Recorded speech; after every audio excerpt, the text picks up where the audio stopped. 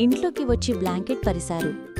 దానిపై కూర్చుని box open చేసి చూడగా అందులో బిస్కెట్లు, జ్యూస్ ఇంకా చిన్న శాండ్విచ్లు ఉన్నాయి. టామీ ఆ బిస్కెట్లతో శాండ్విచ్ చేశాడు. తర్వాత నవ్వుతూ తిన్నాడు. అమ్మమ్మ కూడా అది చూసి ఆనందంగా నవ్వారు. అలా అది ఒక ఆహ్లాదకర పిక్నిక్ అయ్యింది. వాళ్ళు ఆ వర్షపు చుక్కలు వింటూ సరదాగా కథలు చెప్పుకున్నారు. అది చాలా చల్లగా, హాయిగా అనిపించింది. సాయంత్రానికి వర్షం ఆగిపోయింది. టామీ బయటకు పరిగెట్టాడు. బయట రంగుల ఇంద్రధనుస్సు ఆకాశంలో అందంగా మెరిసింది.